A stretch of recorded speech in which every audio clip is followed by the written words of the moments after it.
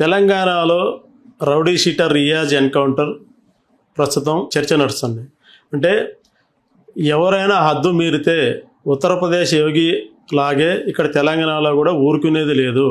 తెలంగాణ తుపాకీ కూడా గట్టిగానే సమాధానం ఇస్తుంది, బుల్లెట్ దిగుతుంది అన్న విధంగా రేవంత్ రెడ్డి గట్టి సందేశం అయితే ఇచ్చాడు. ఈరోజు ఫ్రెండ్లీ పోలీసింగ్ అంటే సామరస్యంగా శాంతియుతంగా ఉండే వాళ్ళతో ఫ్రెండ్లీగా ఉంటాము, హద్దు మీరి మేము గొడవలు చేస్తాము లేదంటే తంతాం కొడతాం చంపుతాం అనే వాళ్ళతో అయితే ఊరుకునేది లేదనేది ఒక గట్టి జవాబు, గట్టి స్ట్రాంగ్ వార్నింగ్ అయితే ఇచ్చినట్టు అనేది ఈ రియాజ్ ఎన్కౌంటర్తో మనకు స్పష్టమవుతుంది. ఇదే అంశంపై మనకు మరింత లోతుగా విశ్లేషించడానికి సీనియర్ జర్నలిస్ట్ భరద్వాజ్ గారు ఉన్నారు. భరద్వాజ్ గారిని అడిగి ఆ వివరాలు తెలుసుకుందాం. సార్, రియాజ్ ఎన్కౌంటర్ విషయంలో మీరేమంటారు? అంటే రియాజ్ ఒక పోలీస్ కానిస్టేబుల్ని చంపేశాడు అనేది ఎలిగేషను. అంటే అతను హ్యాబిచువల్ క్రిమినల్, అంటే నేరం చేయటం అలవాటు, అతనికి నేరం చేస్తూ ఉంటాడు. ఇలా నేర ప్రవృత్తి ఉండటం అనేది సమాజంలో చాలా మందిలో కనిపిస్తుంది. అయితే ఈ నేర ప్రవృత్తి ఉన్న వాళ్ళ మానసిక పరిస్థితులు కూడా చాలా తేడాలు ఉంటాయి. ఇన్ని తేడాలు కొంచెం క్రిమినల్గా ఉండటం మాత్రమే కాదు, కొంచెం అగ్రెసివ్గా కూడా ఉంటారు. ఈ అగ్రెసివ్గా ఉండటము దీనికి సంబంధించి అతనితో పోలీసులు అతన్ని అరెస్ట్ చేయాలని అనుకున్నారు, కబురు పెట్టారు. ఈ ప్రమోద్ అనే అతను వెళ్ళాడు, కానిస్టేబుల్. మొత్తానికి అతన్ని తీసుకొస్తూ ఉండగా అతని వెనకాల కూర్చుని కత్తితో పొడి చేశాడు అతను. అంటే తప్పించుకోవడం కోసం పొడిచాను అనేది అతని ఆర్గ్యుమెంట్. కానీ ఆ పొడిచిన తీరు అవన్నీ కూడా గాయం తీవ్రమై అతను చనిపోయాడు. చనిపోయిన తరువాత ఇతన్ని ట్రాక్ చేసి పట్టుకున్నారు.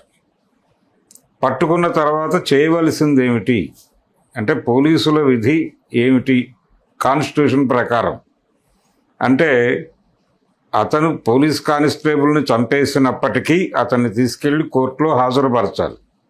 ఇంట్రాగేషన్ చేయొచ్చు, ఇంట్రాగేషన్ చేసుకోవచ్చు. అతన్ని తీసుకెళ్ళి కోర్టులో ప్రొడ్యూస్ చేసి 302 పెట్టండి, కోర్టుతో ఉరిశిక్ష వేయించండి, ఉరి తీయించండి, తప్పేం కాదు అది. కానీ తీసుకెళ్ళి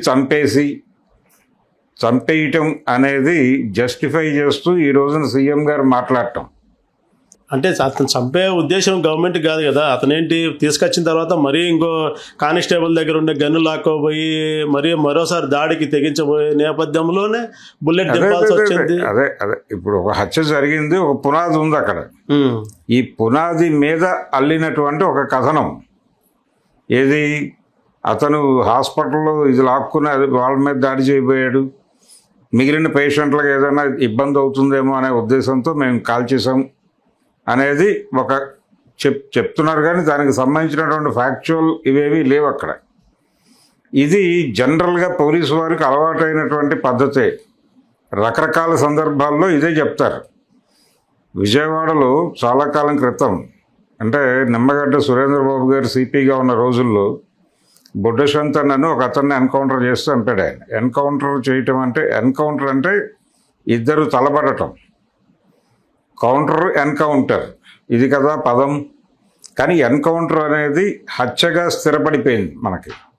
ఎన్కౌంటర్ చేసి చంపుతా అనే ఒక పదబంధాన్ని మనం జీర్ణం చేసేసుకుని అదే మాట్లాడుతూ ఉంటాం. కాబట్టి అక్కడ నిజంగా అతను రివోల్ట్ అయ్యాడా, రివోల్ట్ అయితే తమకి ప్రాణహాని ఉంటుంది అనుకుని పోలీసులు కాల్పులు జరిపారా అనేది కనుక సీరియస్గా పరిశీలిస్తే అతను దొరికిపోయిన తర్వాత అంత కండిషన్లో ఉంటాడని అనుకోవాల్సిన అవసరం లేదు. అంటే పోలీసులు కూడా అతని మీద పర్సనల్గా ఏమీ ఉండదుగా. వాళ్ళకేంటి పోలీసులు కూడా ఏంటి అందరూ మామూలు శాంతియుతంగా ఉంటే చాలు అన్న కాన్సెప్ట్లో వాళ్ళు ఇది ఉంటారు. అతను రియాజ్ మీద వీళ్ళ కక్ష ఏమి ఇది ఉండదు కదా. అతను అసలు ఆ వ్యక్తి ఎవరో కూడా వీళ్ళకి ఎవరికి తెలిసి ఉండదు కదా. అతను క్రిమినల్, తర్వాత ఇంకా మరింత సమాజానికి హాని కలిగిస్తాడన్న ఉద్దేశంలో ఉన్నప్పుడే వీళ్ళు యాక్షన్ తీసుకుంటారు. యాక్షన్ తీసుకోవడం తప్పని నేను అంటలా.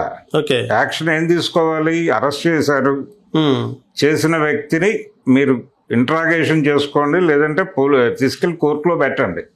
పోలీసుల బాధ్యత ఏమిటి? చంపడం కాదు. అంటే ఇన్స్టెంట్ జస్టిస్ అనే పేరుతో చంపేస్తున్నారు వీళ్ళు.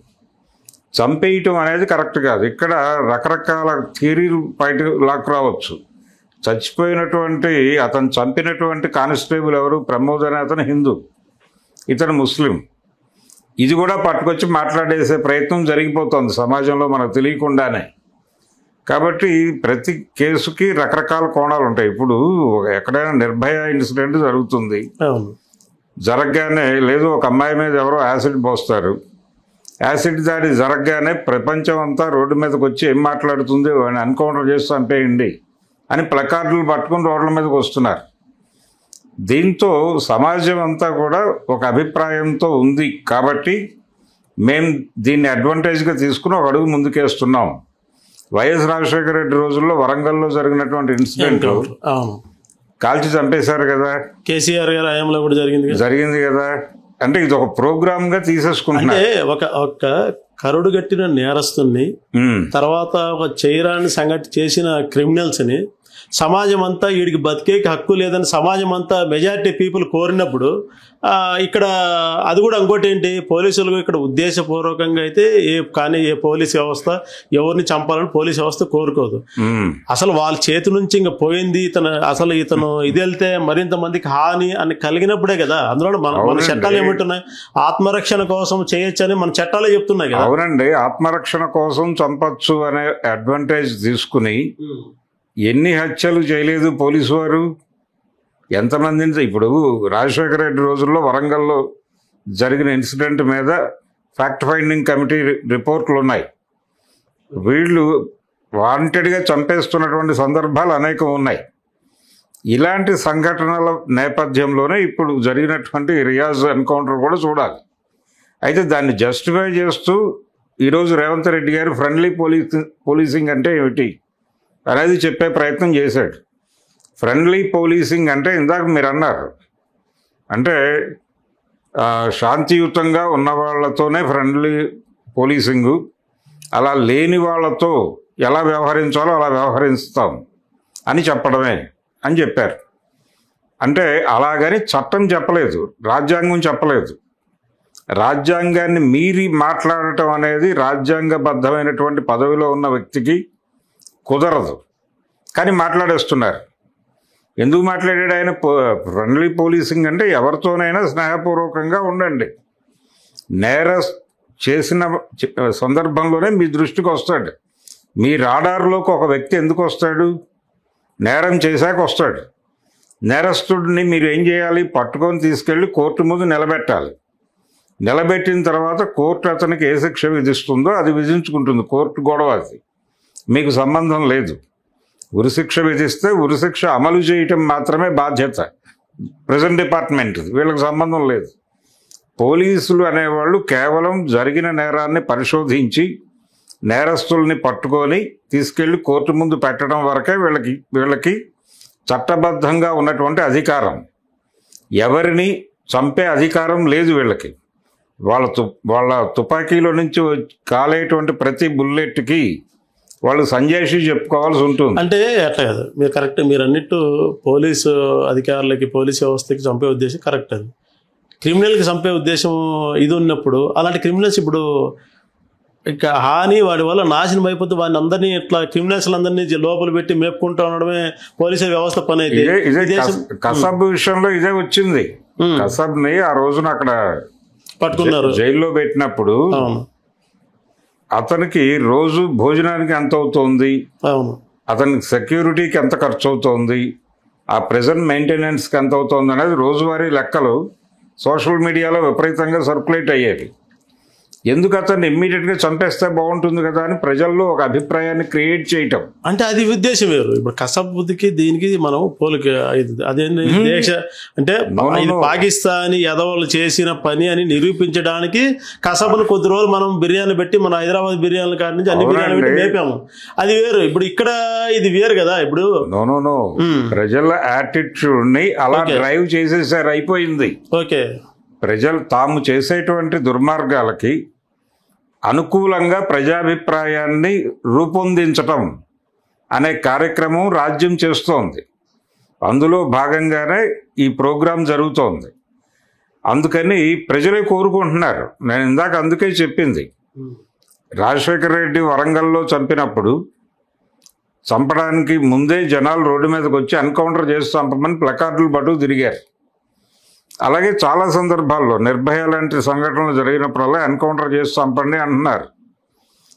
ఇది పోలీసులు రెగ్యులర్గా చేసేటువంటి ఒక దుర్మార్గానికి సమాజం ఆమోదం తెలపటం. నేనేమంటానంటే రాజ్యాంగాన్ని అమెండ్ చేయండి మీరు. మేము ఇన్స్టెంట్ జస్టిస్ కోసం ఇలాంటి వ్యక్తుల్ని చంపేస్తాం.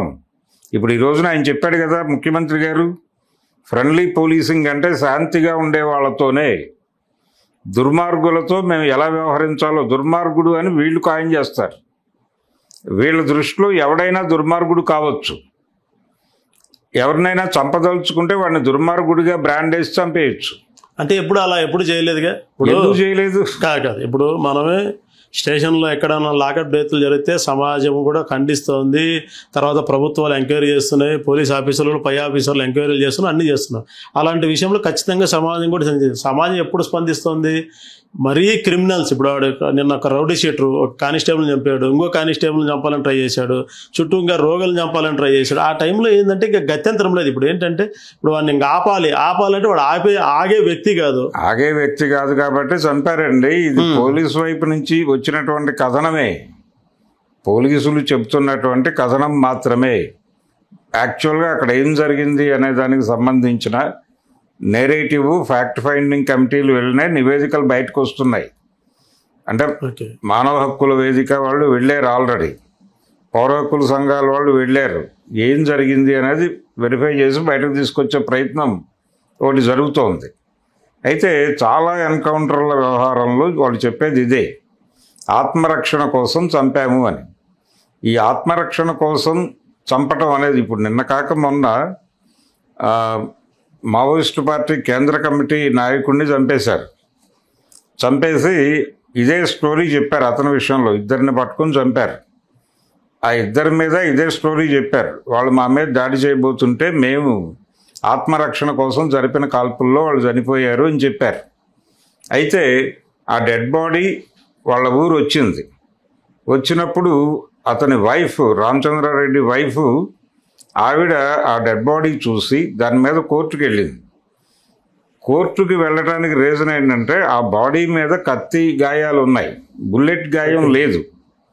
బుల్లెట్ గాయం లేకుండా మేము కాల్చి చంపామని ప్రకటించేశారు వాళ్ళు, ఎన్కౌంటర్లో చచ్చిపోయాడని. తీవ్రమైన ఇంటరాగేషన్ జరిగిన గుర్తులన్నీ ఉన్నాయి దాని మీద. ఇది కోర్టుకు వెళ్తే కోర్టులో పబ్లిక్ ప్రాసిక్యూటర్ గారు చాలా వెటకారంగా అతను మావోయిస్టు, చాలా నేరాలు చేసుంటాడు, చంపేస్తే తప్పే ఉంది అన్న టోన్లో మాట్లాడేశాడు. అంటే ప్రజల అభిప్రాయాలు, అలాగే రాజ్యాంగబద్ధ పదవుల్లో ఉన్న వాళ్ళ అభిప్రాయాలు ఇలా తయారైపోయి అలా మాట్లాడేస్తున్నారు. అది తప్పని ఎవరు అనుకోవడం లేదు. తప్పని సమాజం అనుకోవడం లేదు. అనుకోని స్థితికి సమాజాన్ని తీసుకొచ్చేసారు. తీసుకొచ్చిన తర్వాత ఇప్పుడు వాళ్ళు చేసే ప్రతి